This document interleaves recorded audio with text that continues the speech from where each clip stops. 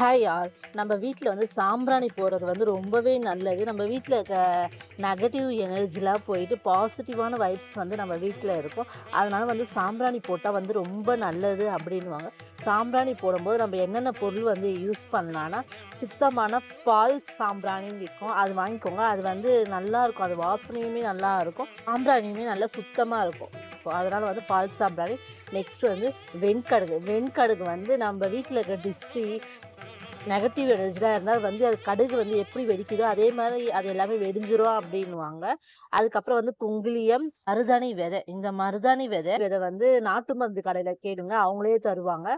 அதெல்லாம் வாங்கி நம்ம யூஸ் பண்ணும்போது, நம்ம வீடு வந்து எப்பவுமே வந்து பாசிட்டிவா இருக்கும். நெகட்டிவ் எனர்ஜிலருந்து நம்மள வந்து சேவ் பண்ணி பாசிட்டிவா நம்மளுக்கு வச்சிருக்கிறதுக்கு வந்து இந்த சாம்பிராணி போடுறது வந்து ரொம்பவே நல்லது. நம்ம ஹெல்த்துக்குமே வந்து இது நல்லது.